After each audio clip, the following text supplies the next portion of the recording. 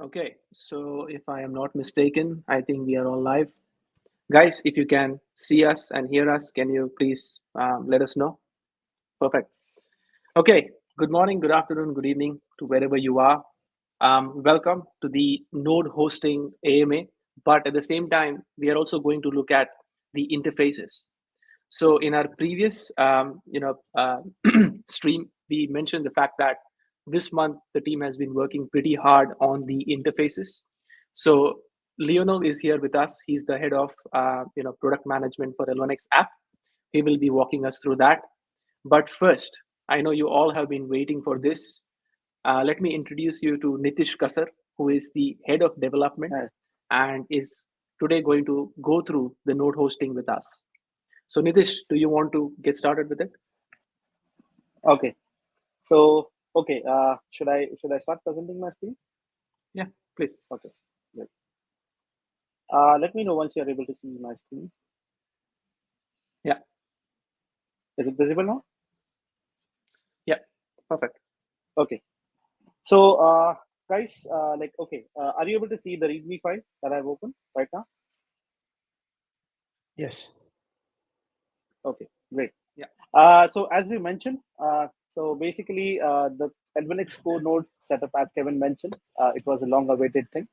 So finally, we have managed to make it in a simple step so that anybody can host it within a matter of minutes. So basically, like for the ease, so whenever this would get open sourced to all, so it would come in like it will come with options, like it would be having pre-built binaries for Debian, Mac OS, and other distributions, as well as it will also be available for the compilation. Basically, like if you want to compile it for any other environment, you can do that. So basically, going forward, so in this demonstration, we will be demonstrating on the two distributions, distributions for that matter.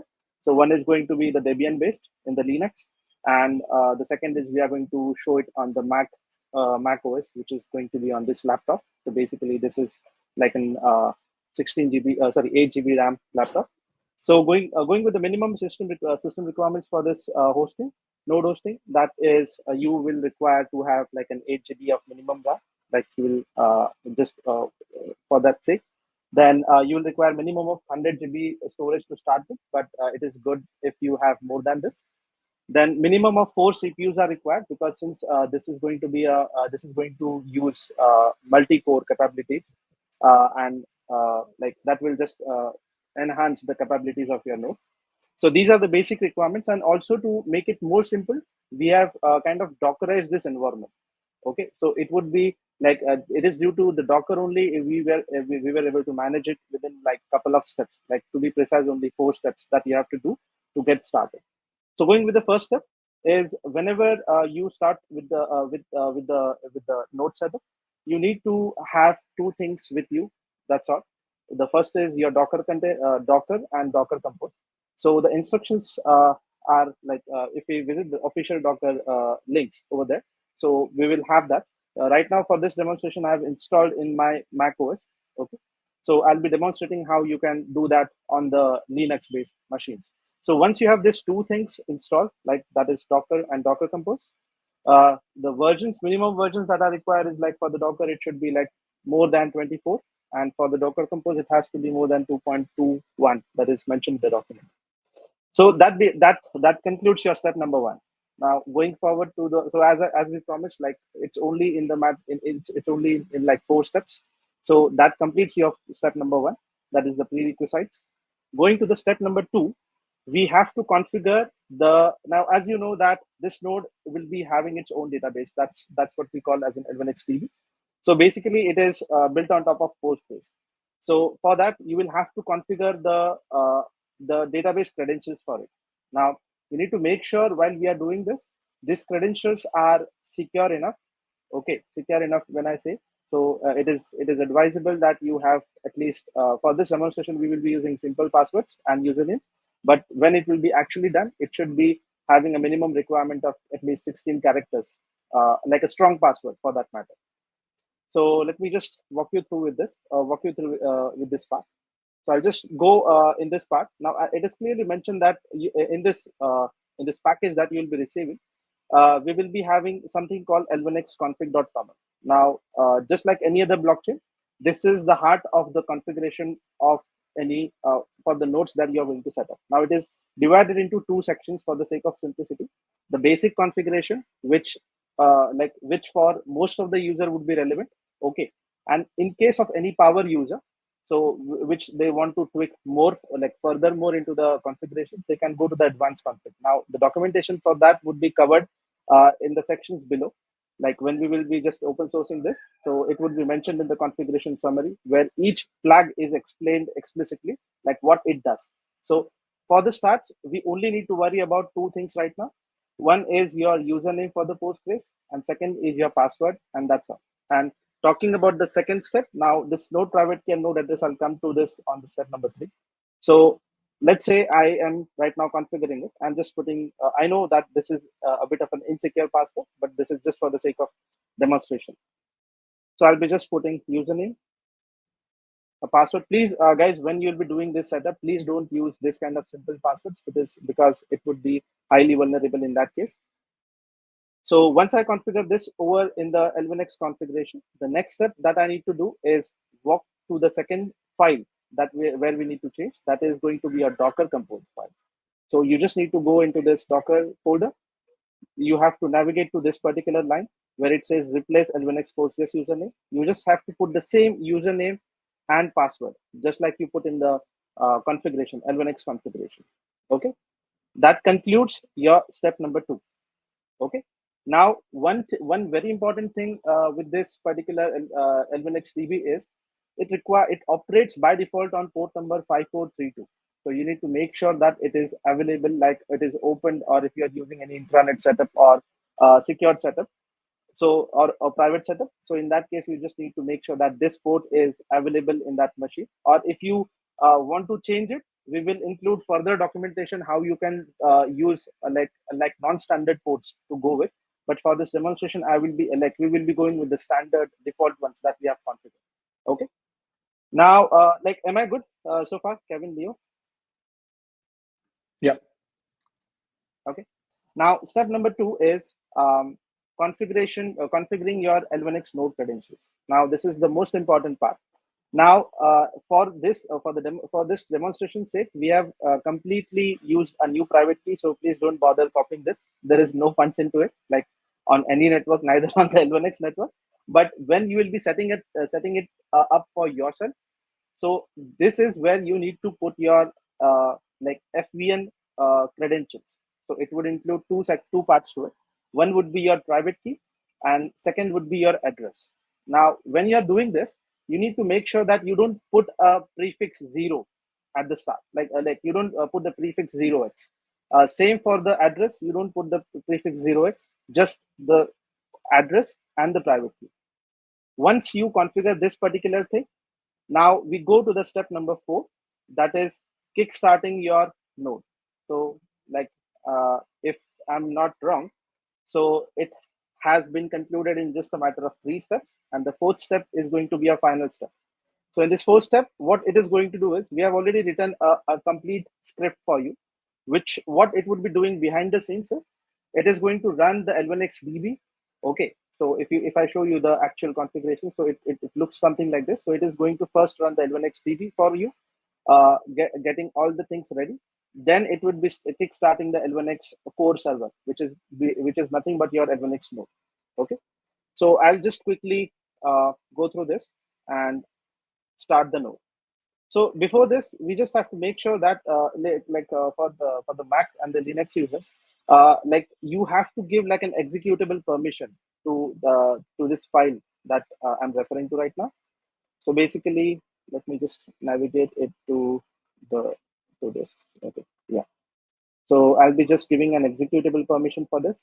Okay.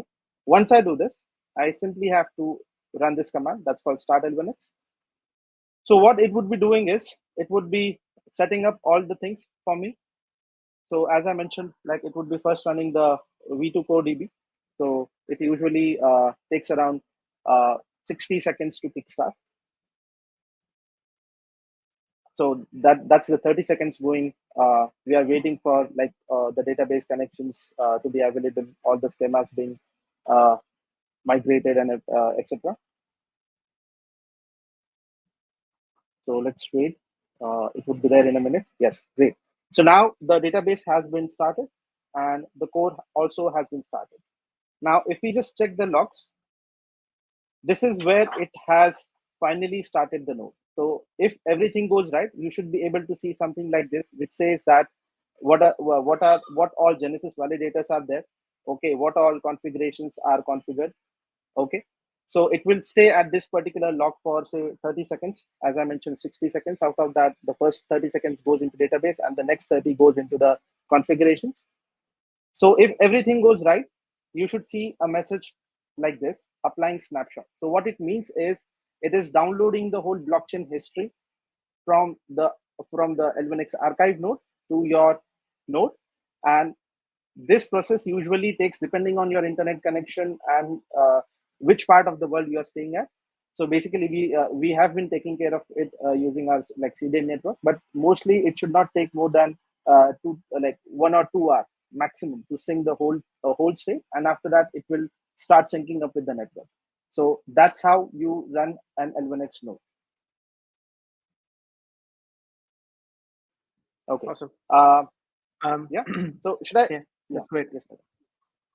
Yeah, I think just quickly on this, we do understand that the public key and the private key is found in the configuration file straight away. But Nitish, do you want to probably discuss anything about creating, let's say, a signature over there and launching this at this particular stage or in the coming time? Yeah. So basically, like what we were thinking is like in this case, what we could probably do is we could implement. I think like we'll have to definitely come up with some different strategy. But like for the starters, it is quite easy for the user. Like for anyone who has configured any other chain before, like Ethereum chain or anything like that. So this is quite familiar to that. So yeah, definitely. Like most welcome if like if you have any suggestions on this. Yeah, I think because I think even the other chains, vanilla based hosting, they follow the same strategy. But what we can do is that we could come up with a strategy where you have a secure enclave, on the VPS side of thing where this can be hosted. So we are open to the node operators. So if you can tell us what exact strategy you would like to make it more secure for you guys, please let us know, and we will look at the options. Yeah, I think let's go on to the Sounds VPS. Good. Yeah. Okay. So now I'll just keep this running, probably. So let me just quickly, so that I just have to demonstrate something else. So I'll just tear this down. Okay, because I want to show you something interesting on the actual side. So going forward, so as we already discussed, as already Kevin discussed, that it would be quite easy, even if you have to deploy it on on a VPS or something like that, even a shared CPU configuration kind of. So basically, like for this demonstration purpose, when it comes to VPS, we are using DigitalOcean, which is because it is the simplest thing that we can do in terms of VPS. Like there are other providers as well, but this is what we felt that most of the users use. So when they are trying out the things. So basically, like the first thing that you need to do is you have to configure, you have to select a droplet. So basically is like there are like it's like an EC2 instance if you refer in terms of AWS for that matter. So in this, depending on the region of your choice, you can select any of the region. For this demonstration, we would be going with the San Francisco one.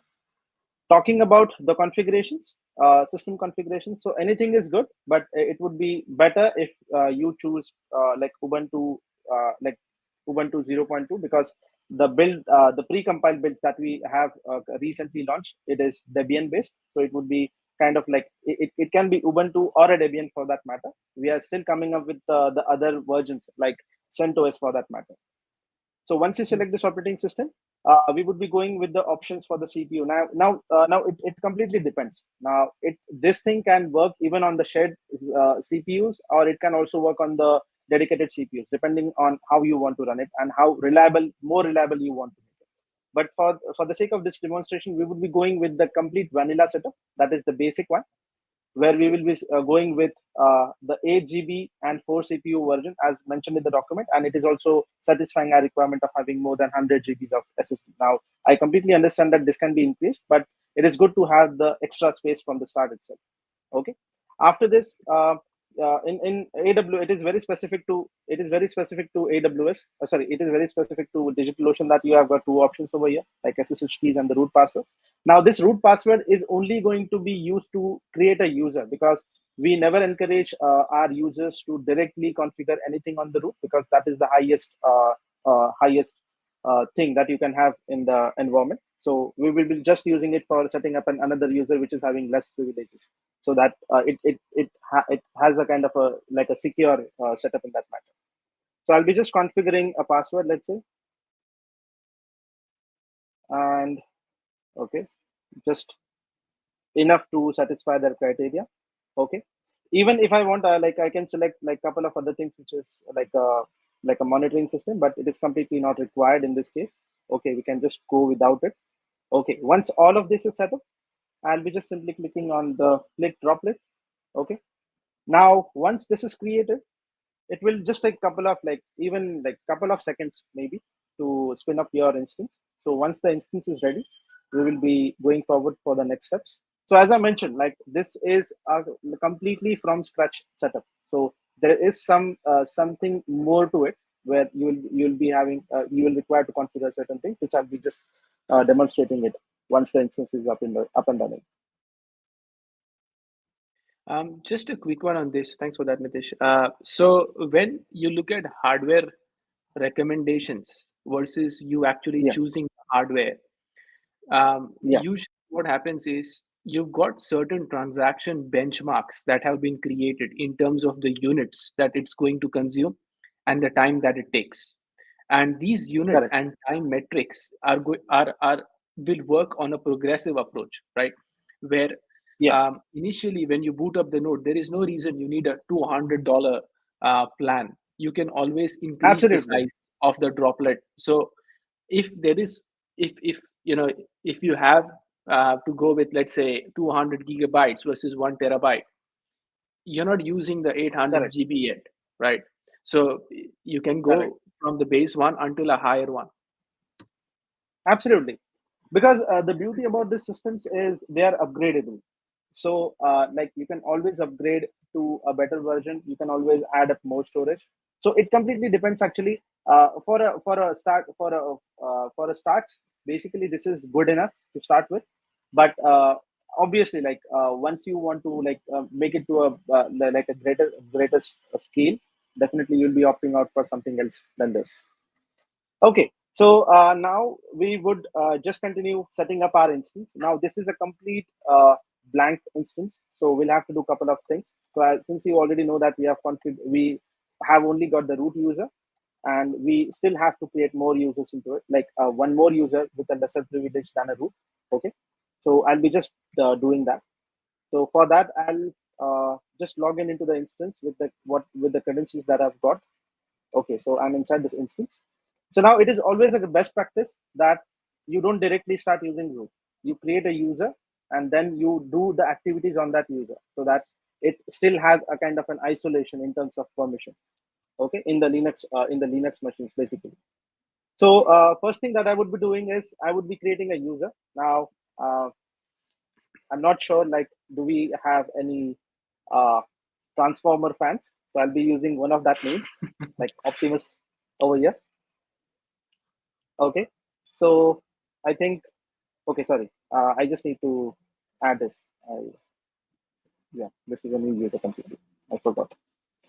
Okay, I'll just do a user add. Now, what this command does simply is, first thing, for I'm just giving this instruction for the new new users basically.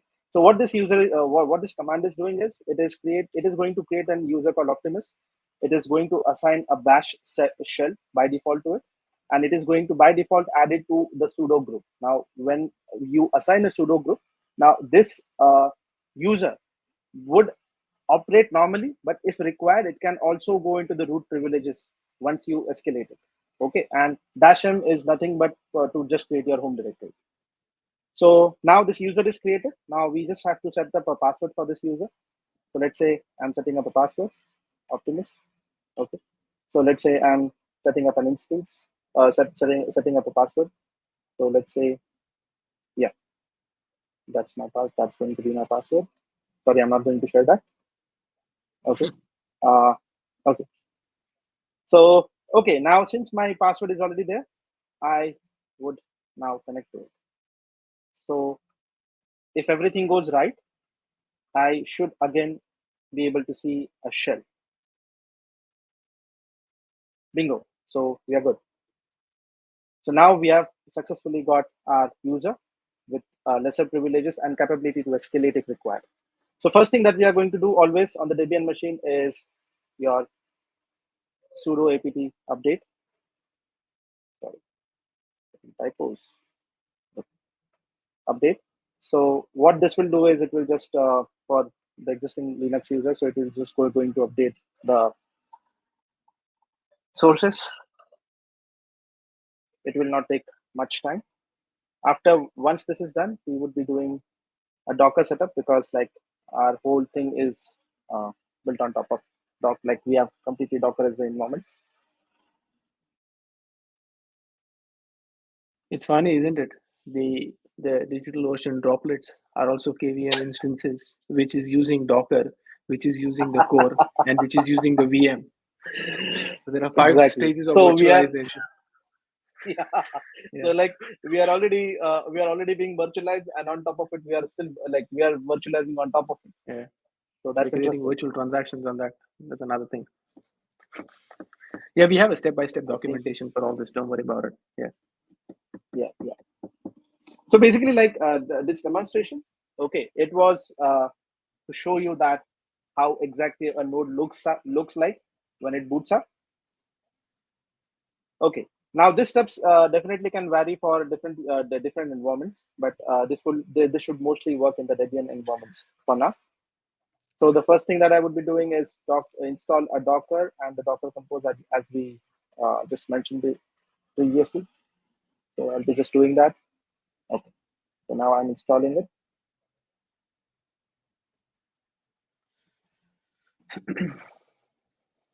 Great.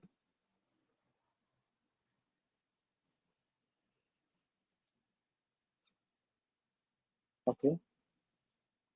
Yeah, great. Now, a very common problem that you get when you set up a Docker is it has a kind of a privilege issue. Okay, if you do it by default, how you can guess that it has a privilege issue? So whenever you install it with a new user and you get this error, it means that it doesn't have the necessary privileges here. So only one extra step you need to do in case of Debian is you just need to add this particular user to the Docker group, so that it will just make sure that Docker has the similar privileges. Like this user has the privileges similar to Docker. So I'll just, once you do this modification, you have to again log out and log in. So basically, let me do that. I'm logging in. Okay, great. So now, if everything is good, yes. So basically, no containers, no volumes, completely blank system. Now, what I'm going to do in this case is, since this, once it is open source, probably you guys would be cloning it from a Git repo. Okay, but for this demonstration sake, I would be uploading it from my local machine, this package to explicitly to this machine. So for that, I would be just using SCP, let's say, and let's say I would just transfer this Debian package to Optimus. Okay, and what was the IP again? Good. So I'll be just transferring it to the home directory over there.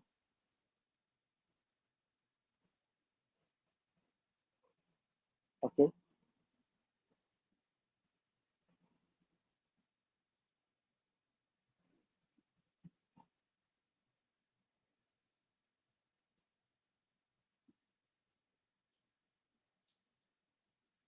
Yep. Okay. Good. For some So I think reason, once it's you, going. yeah, Yeah. I think so for those guys who are not understanding this, right?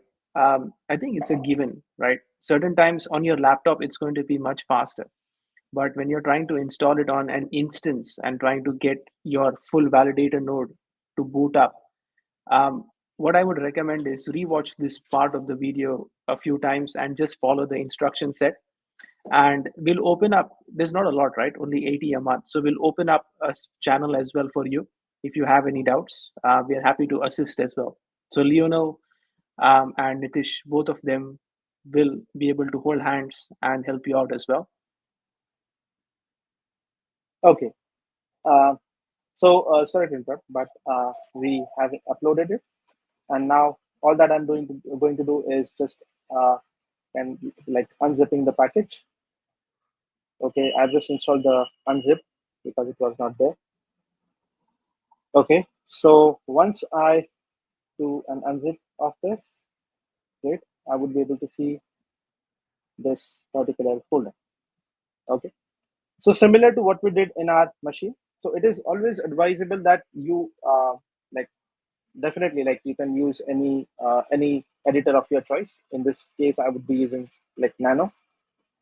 So Nano is nothing but your a better editor. Like again, like it's up to a preference after. So I'll be just configuring again the same step. So here we have successfully installed the Docker. Again, we are going from the step 1 to step 2. So I'm just I'm just configuring my, let's say, password, and I am installing. I'm just replacing this password. Okay. So it's please be careful while you're putting this so that you don't miss any uh, what we call it, the quotes. So I'll be just putting my address over here. Again, as I mentioned, without 0x as a prefix, and then the private key. So with that being said, we are good with the configurations. Now we'll head on to our Docker configurations. So that's once you go to this file, I'll just make it a quite a bit bigger so that you guys can see it here. Yeah, it's better now. So I'll be just configuring the same passwords over here. Again, a very big disclaimer, please do not use such insecure passwords. It is only for the demonstration purpose.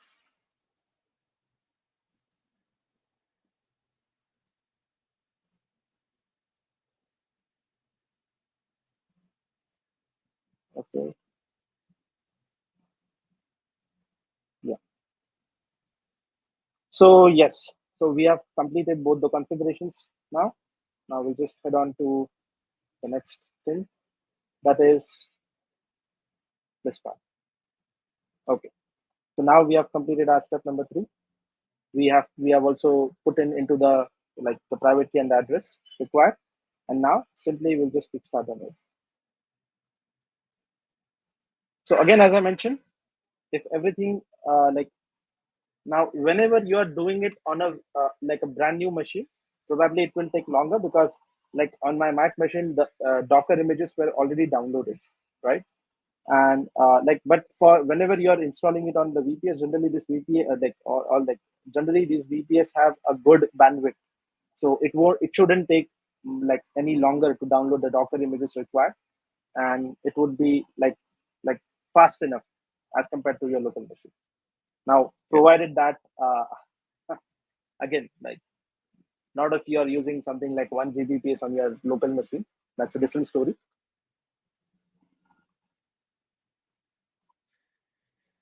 Okay. So okay, it's installing all the dependencies.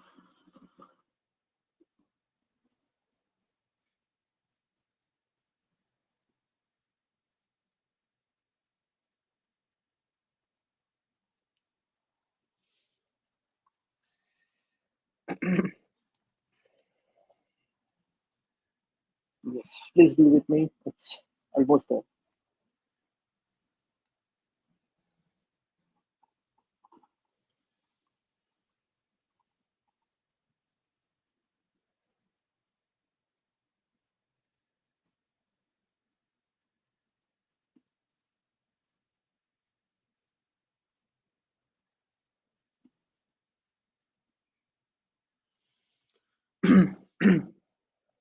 Great.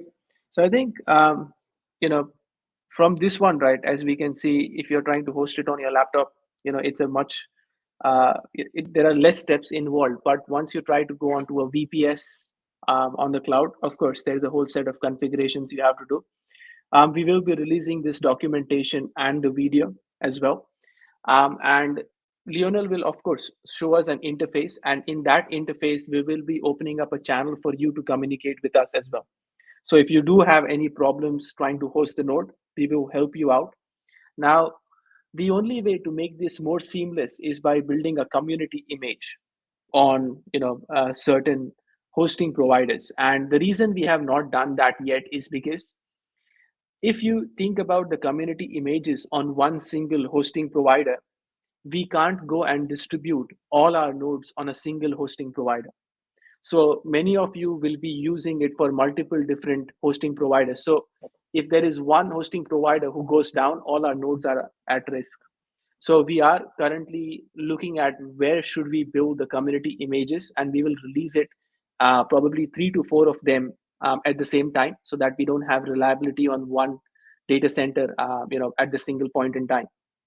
But until then, we are always here to help you out, and throughout the process if you have any problems. Okay, I think we just had a hiccup on the machine. Yeah. Okay, good. I think we'll release the documentation for this. Let's move on. Okay. Yeah, you can stop your screen share.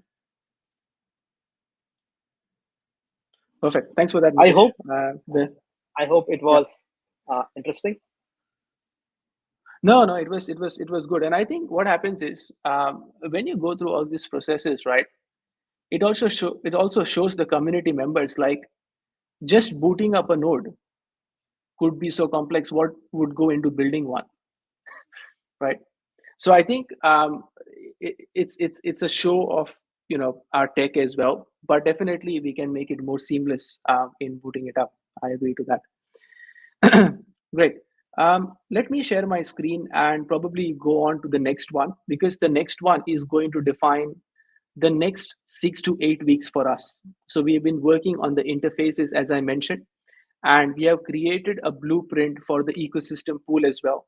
Don't worry, it's not as complex as hosting your node, but I think as community members, understanding that aspect of things is very important. Let me share my screen. Perfect. Can you guys see my screen, please? Yeah. Okay. Okay. So as I previously mentioned, before going into the demonstration of the interfaces, as I previously mentioned, our goal for the next 12 months is 1 million monthly active users, 20 active projects, and around 5 billion transactions. We are not a DApp, or we are not a DEX that we can build a high inflating token and keep releasing projects every 3 months. We are an infrastructure. So the vision of the infrastructure and where these coins will be allocated towards are very important to understand as a fundamental. So from the ecosystem pool that comprises of the 100 million coins, 50 million coins will come from the development pool, and 50 million or 45 million other coins will come from the founders pool, right? Which is mine. I would probably increase it to 50 and make it an even 100. Now, we've got two different phases how we are going to approach this. And the good news is that two of the applications that we are actually wanting to release is going to get released probably in the month of May. So in the early adopter phase, that will go on from 1st of May 2024 until the 31st of April 2025, 50% bonus allocation will be done, but with the vesting schedule. So in the 50% bonus allocation, we have two different ways on how these coins will be allocated to the projects. The first one is the early adopter bonus. And think of the early adopter bonus as free transactions to be given on our system. So the goal is around 1 billion transactions that we do should be free of cost for the projects and the users.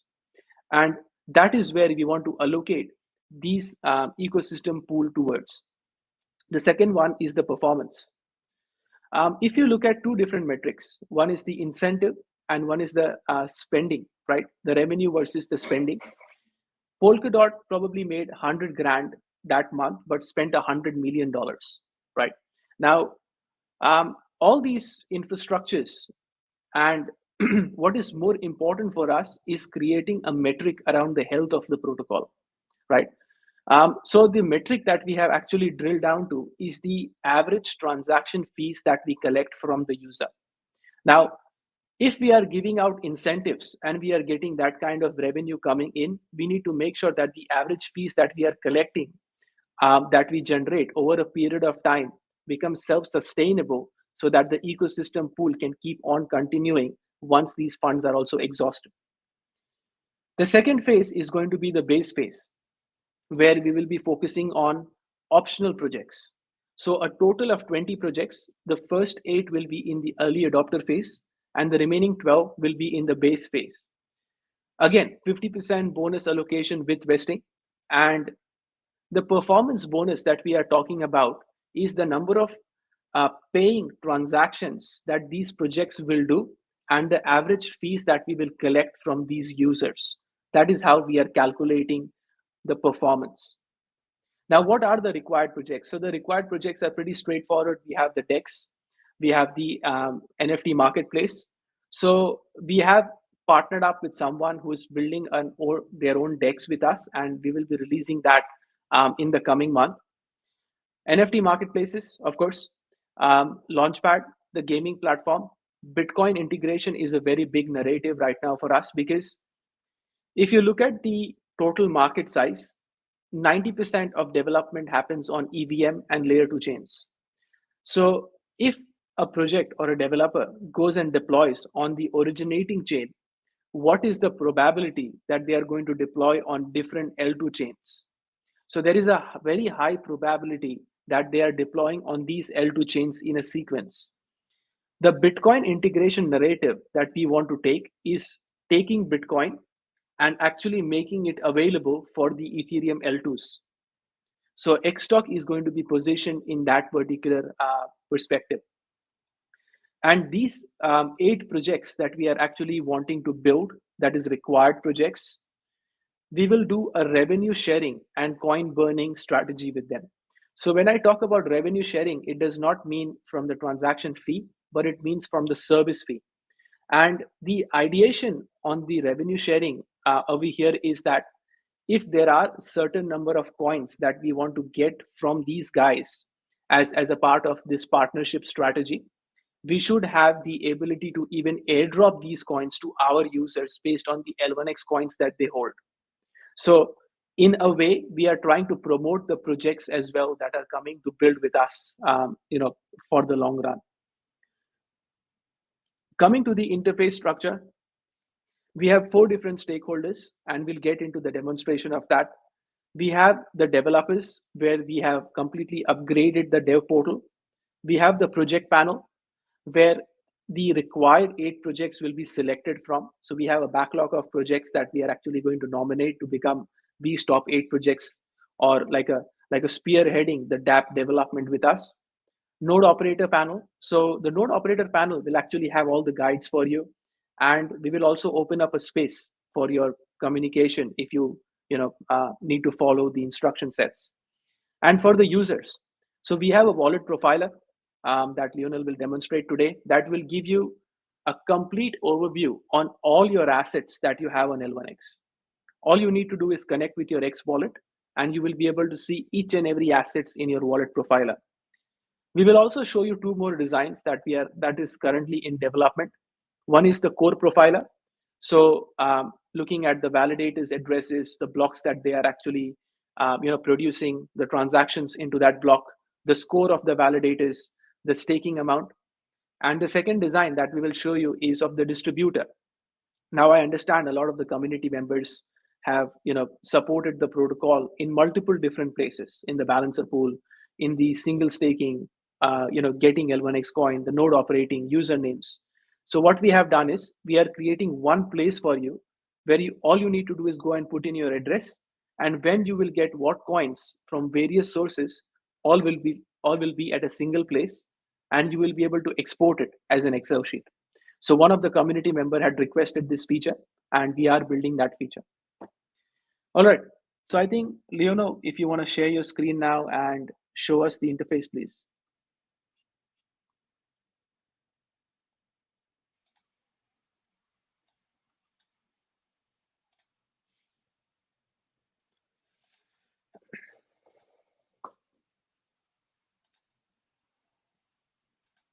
Yeah, let me know if you're once you're able to see my screen. Yeah. Perfect. Loading so this is the, yeah, is it good now? just a second. No. Yeah, now we can see it. Perfect. So this is the developer portal. We have basically completely revamped it from the previous one. I'll just walk you through the menu. So you don't need to sign in, if you just want to have, an overview of it.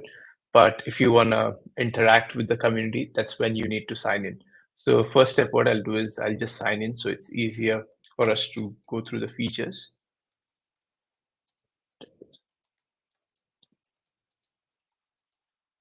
And if you already have an account, you just need to enter the same credentials and you should be signed in. So once you sign in, yeah. Sorry, the total number of the total number of developers that have signed up with us is 557. So that's a good number to start with. Please. Yeah.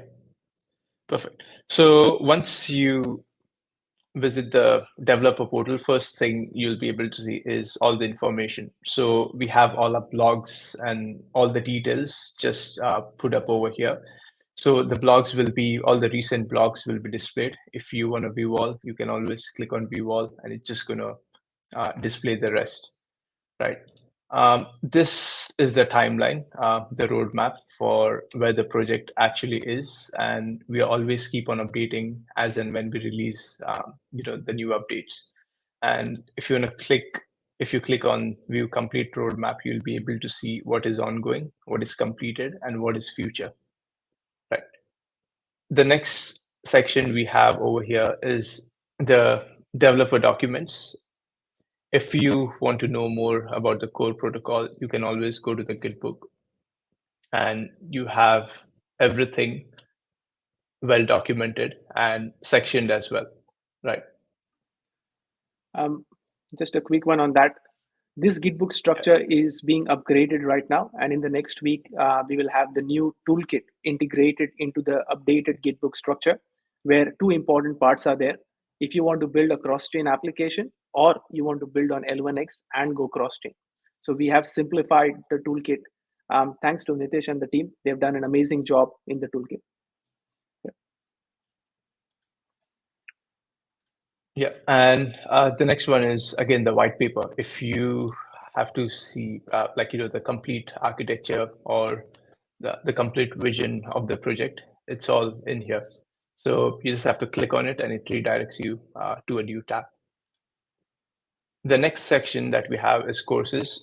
This is still work in progress, but this will give you the usability of the project. For example, you can just refer to some videos and start building your first application on layer 1x, or maybe an existing project, how you can come and integrate with layer 1x, the use cases, etc.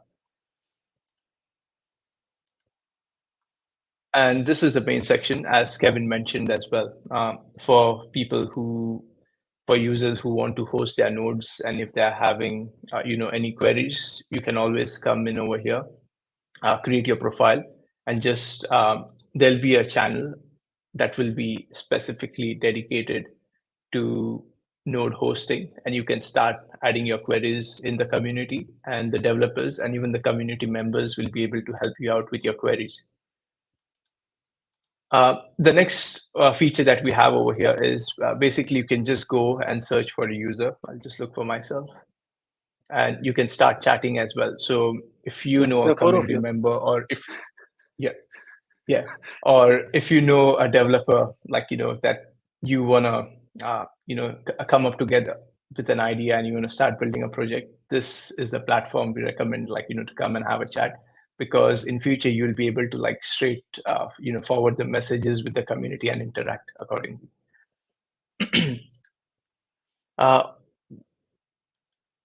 The next section that we have over here is sessions. So this will display all the upcoming events with L1X, and it will even show all the past events.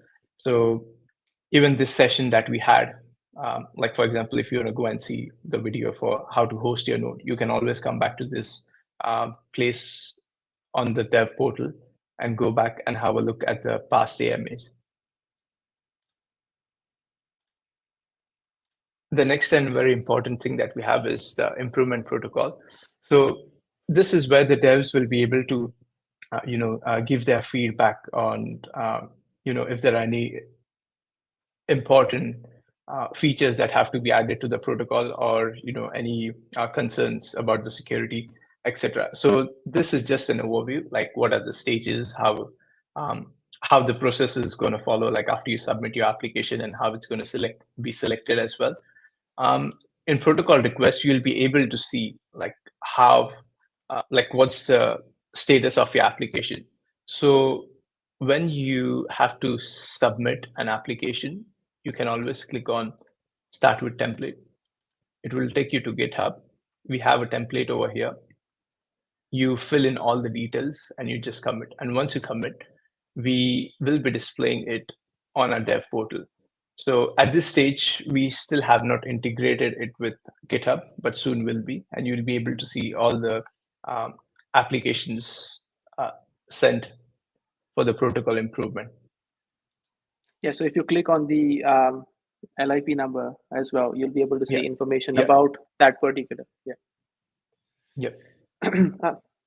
I just wanted to add something over here, right? And this is a very important part, as Lionel mentioned, because if you look at the interoperability types in the market, there are three main types of interoperability projects out there, or solution providers: foundational, structural, and semantical. So the semantical ones are EVM to EVM smart contract compatibilities, right? The structural ones are where we say that your data type or what you want to send from one place to the other, both of them need to know the input and the output of it at every point in time. And the first one is foundational, where anything you want to send from one place to the other, you should have the ability to process that information even in between sending it from one place to the other if you want to. And L1X falls under the first banner, which is foundational. And as of right now, if you think about true cross-chain, blockchain to blockchain interoperability, we are the only ones that actually have an improvement proposal. So this one will feature Bitcoin integration. And the reason for that also is that there was this wall between the development team and the community. So for them to see what is actually going on, and this improvement proposal will allow the community members to see it very transparently as to what feature is coming up next, and should we even build that or not. So the onus of what you want on the protocol is being moved towards the community members and the projects to vote and say, I think this feature is more important than the other, so let's build that at this stage.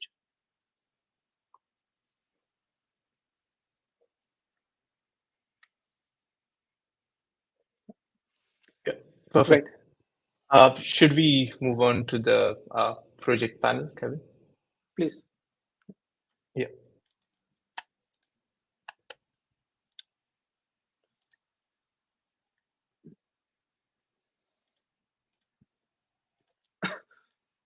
Perfect.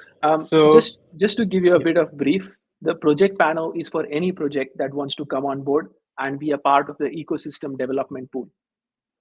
Yeah.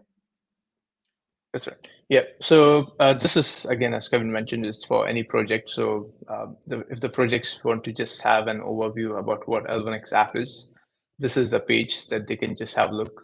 We have already mentioned details about the users, active projects that are coming in, who we support, how we support as well. So this is just a brief overview. Next step that we show is how to apply. Now, the team has actually broken down into metrics. So this is how we choose a project. Sorry, this is how you apply. So first you have to mention about your project, like what's its identity, like how it's used, how many users, and all those type of things. Next one you have is project type, like what industry it is in as well. Is it in gaming or healthcare, etc. The next step that we have is project status. So is it still in the ideation phase? Is it being built or it's already active? And the technology. This is very important because it should be feasible with us as well. The next that we have is application process. Now, even when someone is applying, this is how it has to be. So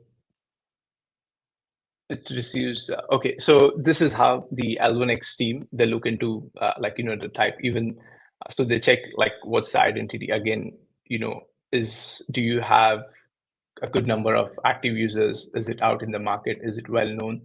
Then the project type, project status, use of technology, and the dates as well. If it's able to meet within a certain timeline that we are planning to onboard projects.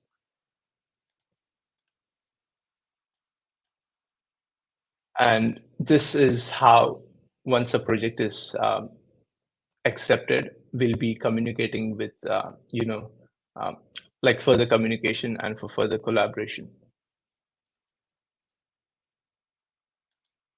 Okay, ecosystem pool. This is something that Kevin has already explained it to you all. Now, these are the types of projects that we support. So there might be projects who want to just build a cross-chain integration, or there might be a project who wants to completely build on the L1X core, or there might be projects who want to use both. So we have all the options available with us, and all they have to do is, once they select or once they decide what they have to do, they have to just go to apply on grant, fill in all the basic details. So this again is required, and the projects have to add in as much as information possible so that we can select the projects, and it's easier for us to communicate as well, and there will be a less to and fro communication. So this is again the application steps that were described, and the projects have to just fill this in, and we'll be sending them an email once we confirm. Yeah, that's great. I think let's move on to the node panel. Yeah, just a second.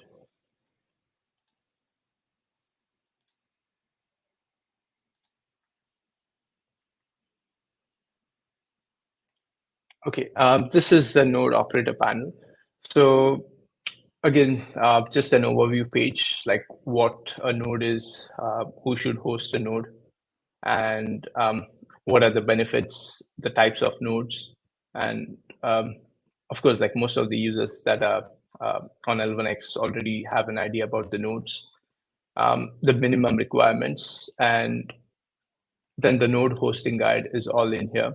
As Nitish has demonstrated as well, most of the details are already in here, but if there's anything more required, we'll keep on adding, and we'll be adding it to GitHub as well. Then we have the node reward calculator. As many of the users have seen this on L1X app, it has the same functionality over here. So you choose your node type, and you'll be able to calculate your rewards. The next that we have is the node explorer. So this is the core profiler that Kevin mentioned on his Miro. So this will give an idea for users who want to host a node, like what exactly, like how busy the network is and how many transactions are going through. So just an overview. So if you see over here, and if I want like more details of the node, I can always, sorry, this is just a UI. I'll be displaying it in a different link. Yeah. Right. Yeah, and but just on this one, just gives an overview. Sorry. Yep. No, you're right. And I think just on this one, the node hosting, ranking. So who is going to be able to host the node, when they will be able to host the node, it will be on the node hosting panel in itself. By the end of next week, we will open source the ability to host your node, and you will be able to see the addresses that are eligible to host the node as well on the node hosting panel. So all those information will be there. This is just a UI for you right now. The integration is still in progress. But anyone wanting to go through the node hosting straight away can come here and find the information for them. Yeah, let's move on to the wallet profiler. To the wallet profiler, yeah.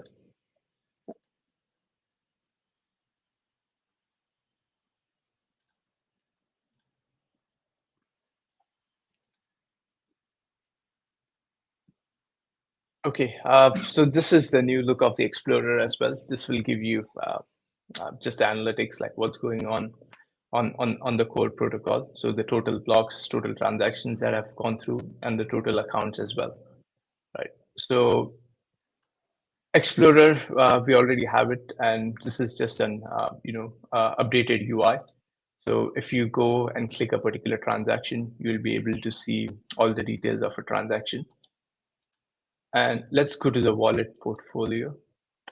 So in order to do this, now this can be accessed only using your X wallet, right? So you can see I've connected my X wallet.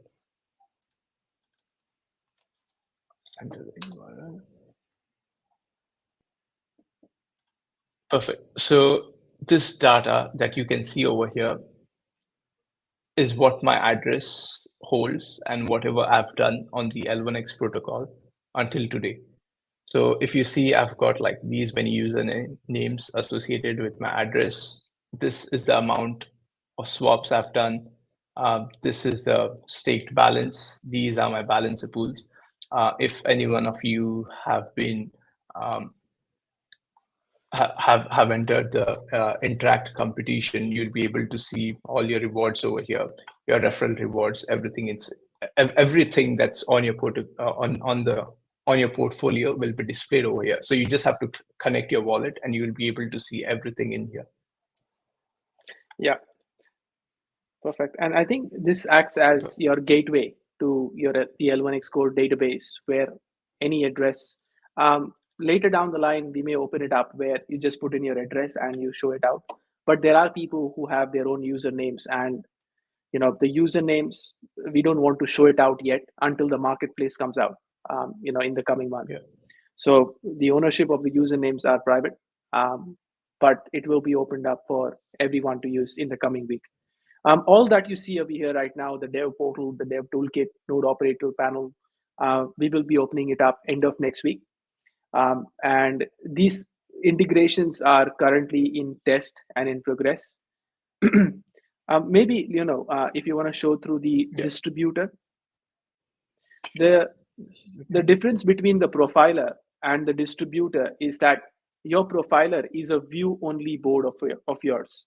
Your distributor is at what point in time are you going to receive the L1X coins in your wallet based on the cliff and the vesting, which depends on the source of it as well. And you will be able to export this in a CSV. Yeah, so these are the details. So, if you have your X perks already vested, you'll be able to see like what's the cliff from the day you started. And usually there's a 3 months cliff, so you'll be able to see. And what this UI will tell you is like, for example, if you click on the UI in a particular month or a day, you'll be able to see what you'll be receiving on that day, how much you have received, and what's your total distribution you have received until date as well. So this is more to give the users an idea. And as Kevin mentioned as well, a lot of users have requested a feature to export this in an Excel sheet.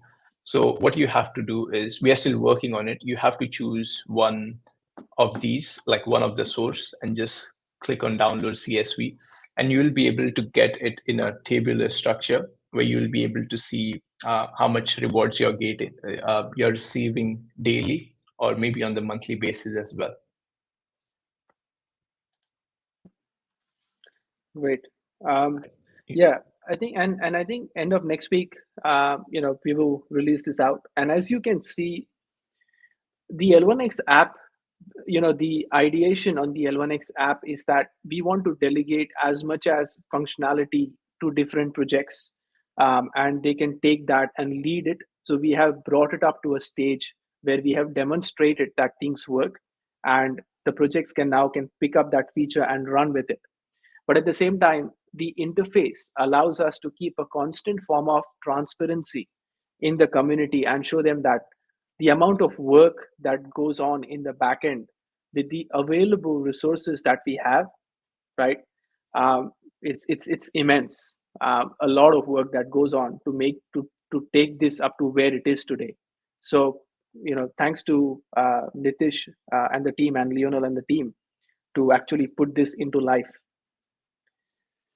Great. There are some questions. I think we've got some questions for the nodes. Let's take them one by one. All right. You can stop your screen share. Thanks. Yeah. So the first one is manual on installation and operation needed. As I mentioned, we had the demonstration done by Nitish where the guide can be followed and the video can be followed to host the node. The hosting of nodes on VPS, it's a little sequential, but I think if you have any problems, we already have a space where you can help each other if you have already been successful, or reach out to us in helping it. Okay. One more thing I just wanted to add is Yes. happy to have suggestions if you want like this steps to be more precise, just like you saw like step number 1, 2, 3, 4, and you just saw that last start L1X. So if you want us to have something like this, we can always prepare like a scripts to start with, so that let's say you just fire one script, it will get the environment ready for you. So it will do all the user creation, then installation and etc. just in one click, so that you don't have to go through all the commands manually. So that I think should make life a bit easier for someone who is starting up just with the VPS part.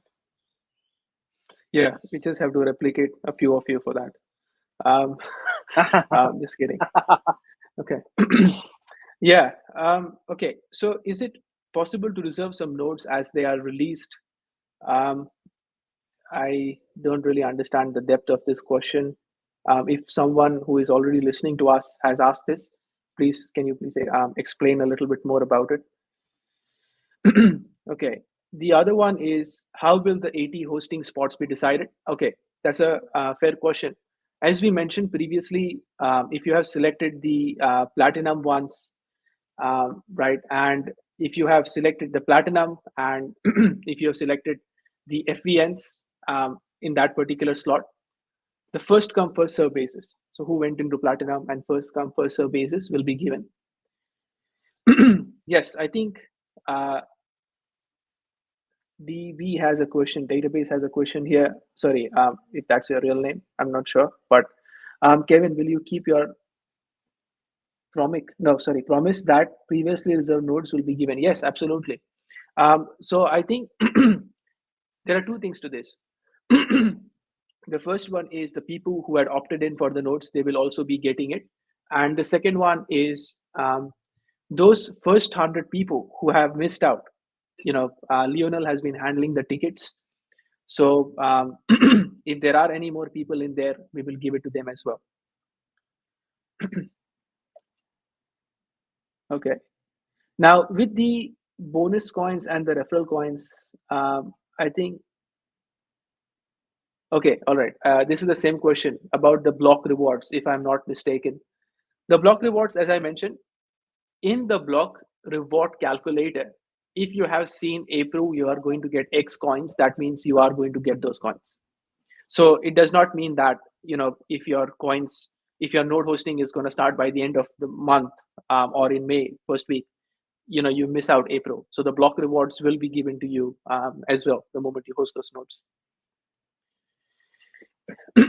In the event of a hardware failure or VPS downtime, how hard or easy, or is it even possible to migrate FVN to a new computer after it has already been set up and running, or does it need to be set up from scratch?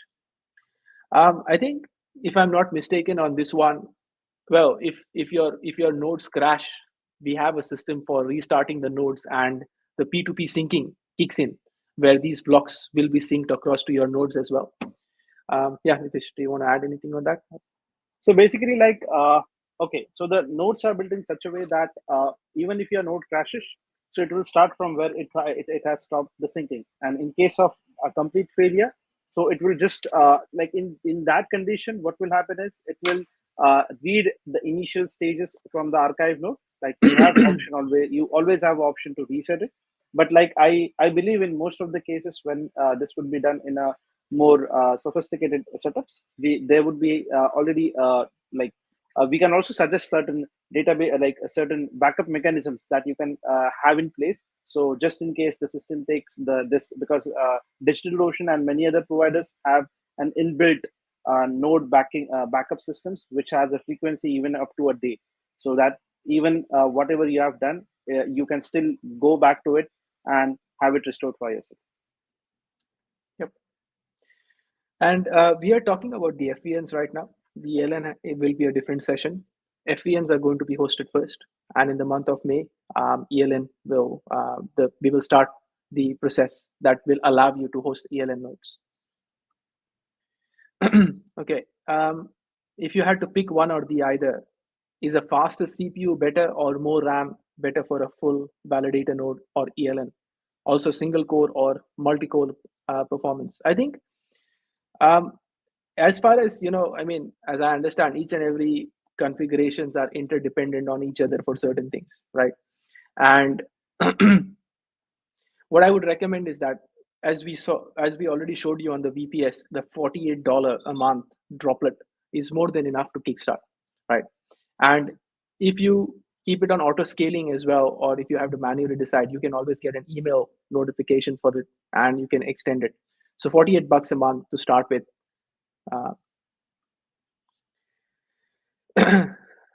Okay. So will L1X guarantee a minimum income to cover cost in the light of the slow and steady approach that may penalize every early node users? Yeah, I think, if you think about it, the deterministic block rewards which are actually given to you is for multitude of reasons. The first one is that your hosting cost plus some your profits can be garnered, or you can get that. But at the same time, the L1X EVM instance is also very powerful. So if you take an NFT contract and go and deploy it today, the cost of deploying that for FT or NFT contract can range from $30 on to less than 1 cent, right? And like Gnosis chain, for example, we want to be on that 1 cent spectrum, so that people come in and host and the transactions are processed. And at least for the next 24 months, we want to give them this, this pricing that until and unless we increase the 1600 nodes, that they can do the transactions, and you are also rewarded from that perspective. So there is no, if you think about it, deterministic is only the block rewards. The transaction fees, of course, will be shared by you. But again, to say that we are not a finance company, so there is no guarantee of income, right? But yeah, the block rewards are deterministic, and those are very high rewards, around 60% APR. Okay. Can the income from a node be directed to different wallets? Yeah, of course.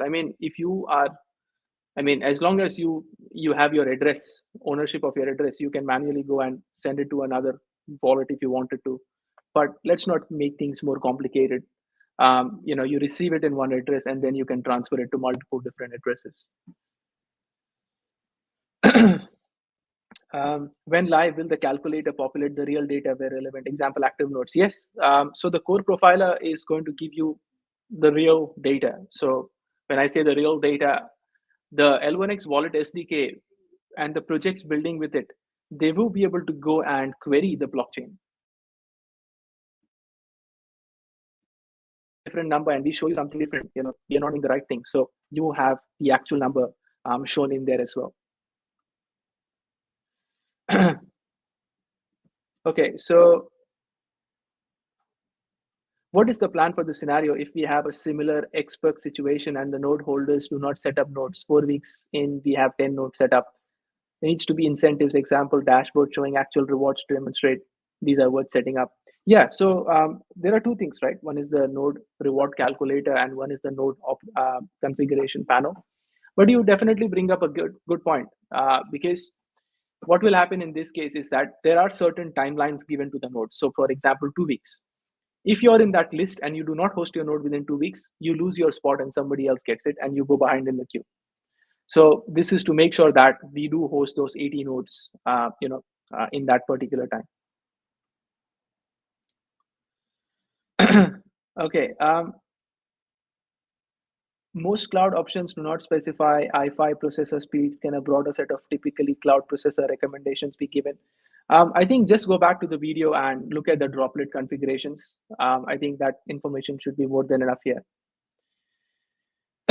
Can we have a dedicated node setup channel where people can share what they are doing? Should be nice to have a table where we can log what we are doing, pair that up with the node performance. Yeah. So as Lionel showed it to you, we have the a space or the channel, and we'll create a node operator channel, and we'll create a strategy over there where you have to sign in to be into that channel so that non-node operators are not bombarding you with wrong information. There are only those people there that are actually hosting nodes. Okay, let's see any more questions here. Aren't node rewards predicated by actual node utilization? More use, more rewards. Yeah, of course. But what happens is, we want to do right by the node operators as well. Now, if we only leave it to the transaction, the problem is if we increase the fees, then people won't deploy. And if we lower the fees, then you won't make enough. So that's why the block rewards offer you a deterministic way of making at least 60% APR, by hosting a node, by successfully hosting a node. Just holding the node NFT is not going to get you 60%. You have to host the node to get that.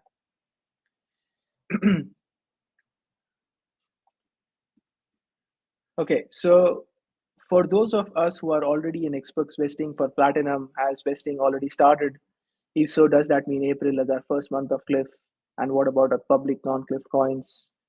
Okay, I think as we mentioned in the last AMA, in the coming Tuesday, we are going to make a decision because around 60% people have vested already. There's still 40% people. That's a lot of number. Some of them have not even tried, so that is a little worrisome to me. So even if we add up the tickets and the people who have gone in, it is nowhere near 100%. So a lot of people have not even come through. Maybe they forgot they invested. I don't know, but please make sure that you get your coins. So the coming Tuesday, we'll make a decision, and hopefully it will be before the end of the month so that your Cliff investing starts from this month onwards.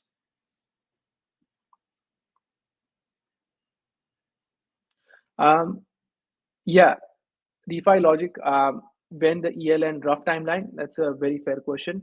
I would say, conservatively speaking, probably somewhere around the first week of June, because as you've already seen, so much of work has gone in, new projects are coming up. Next month, we'll have at least 2 projects, launched. So the FENs is the focus right now because we already have a few ELNs that are taking up the burden. But June onwards, we will focus on ELN as well, because the idea over there is that not only L1X coins will be able to be staked into ELNs, but we are working on a liquid staking derivative strategy where Ethereum, Bitcoin, Solana, Optimism, all these coins could be staked into the Xtalk node, where an LSD token can be generated to secure the Xtalk network and make it a multi-chain hub.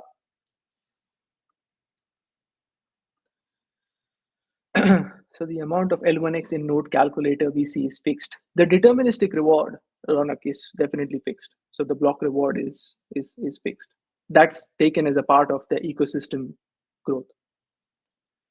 So Chymist asked, Kevin, I was a part of the 18 with issues and part of the first 100, but I'm not feeling sure that I'll be recognized in that group. How can I be sure I'll have a fair opportunity to host my FVN? Okay, I see. Leonel is responsible to solve the tickets, and Leonel Chymist has a query over here. Can you please look into it immediately? Right. Yeah, fine. So I think one. it's more. Yeah.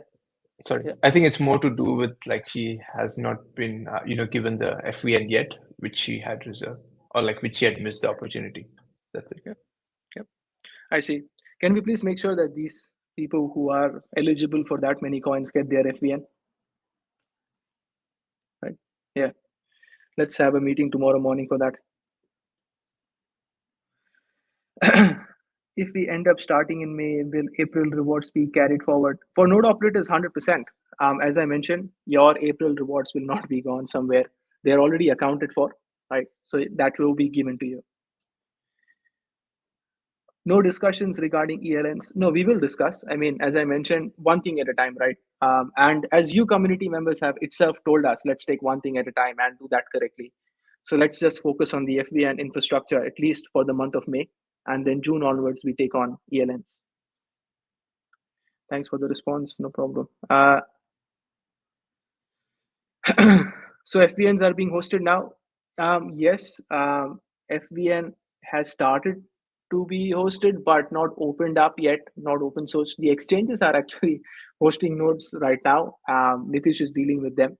So we will open it up to the community as well, as I mentioned, in the coming week.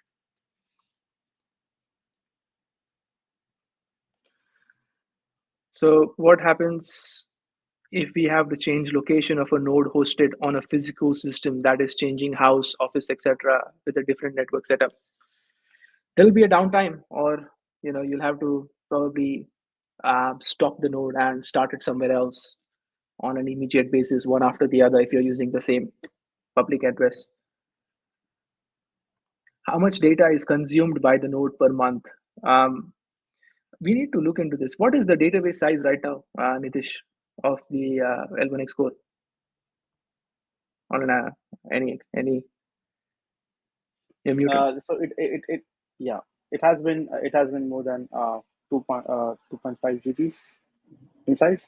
So I don't think that's a lot if we compare it to the other chains. Yeah, because that's from August onwards. So yeah, so it's okay. How do I secure my private key? You can send it to me. No, anyways, sorry. In other words, can I use my proxy wallet private key to be inserted in node hosting?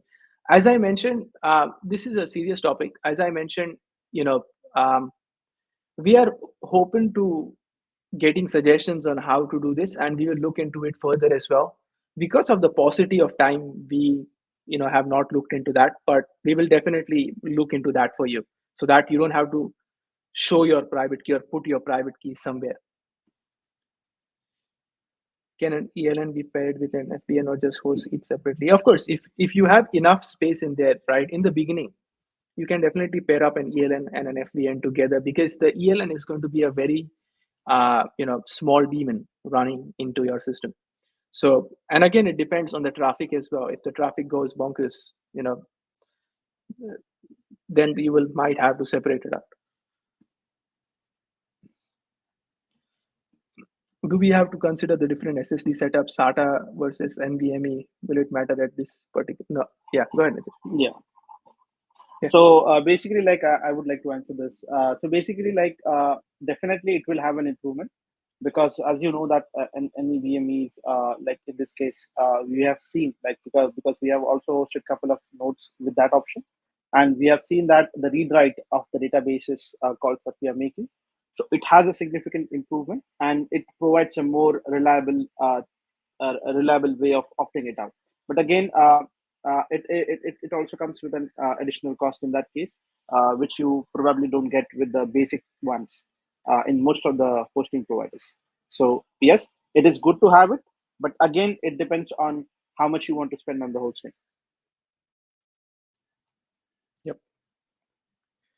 How much downtime do FVNs have for maintenance before they get penalized? I think we have gone through this in the consensus, but again, there is the Xcore model, and we have that documentation already available. I think it's in the white paper. So if you have a look, it's very mathematical. So if it's very broad. So I definitely think this is something that you'll have to calculate yourself, because that's one of the parameter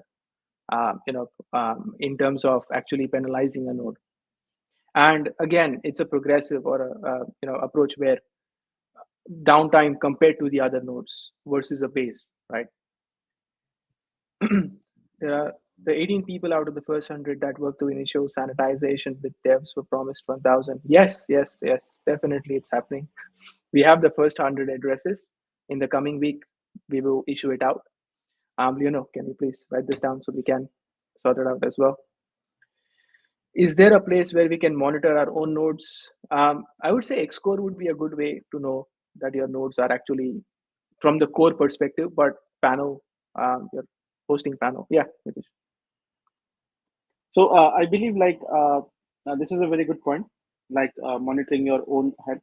So just like any other services which have their endpoints. So maybe after a discussion with the team, we can definitely come up with something where you can just get like an API response when you query it, and you can have your own representation for that. We can have a community developed UI to interface with that, which will work like a profiler for your own local node. So yeah, definitely this is a good idea. We can think about it.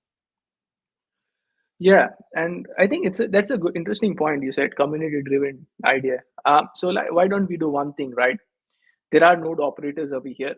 Why don't you tell us how you want the design of the analytics to look like, right? You know, the L1X app, all the interfaces are part of the L1X app. So in the node operator panel, we can definitely put a place where you put your wallet address and you can get the health, right? Analytics of that. So why don't you give us a design that you think is required, and we can definitely take that into consideration. So next week, when we open up the space for the node operators, we can discuss it over there. When will the nodes be transferable? That's a good point. So as I mentioned, we actually are trying to integrate with one of the highest monthly visits staking rewards website. Now, I won't give you the name, but they have multiple node operators in there. Now, the discussion I had over there with these guys is that when we list over there, the node operators will also look at it and want to buy. So keeping that in mind, in the coming month, we want to build a simple NFT marketplace. First, where you can just list your usernames and your node NFTs over there, right, to sell. So if you want to sell to someone, trade it, you will be able to do it through the marketplace. But if you want to transfer it, once the wallet SDK is opened up, you will have your node NFT there, and you would be able to transfer it across to someone if it is not operational. Can I transfer an operational node and its rewards to another user? No, you can't. So you'll have to stop the node, transfer the node, and basically the node owner will get the rewards, right? So who is holding the node NFT, that person is going to get the rewards. Kevin looks very stressed, working hard, take a small rest. Yes, definitely. Once you guys host your nodes and we delegate the whole development workflow, I'll take a good break. The node rewards calculator is pretty buggy at the moment. When will this be repaired for the end of the week? Please let us know what is buggy, as you guys are using it right now, so we can, improvise that. If you already know what is buggy, please tell us right now, so we can take a note of it as well. I think that's the end of the questions that I see. I don't see any more questions.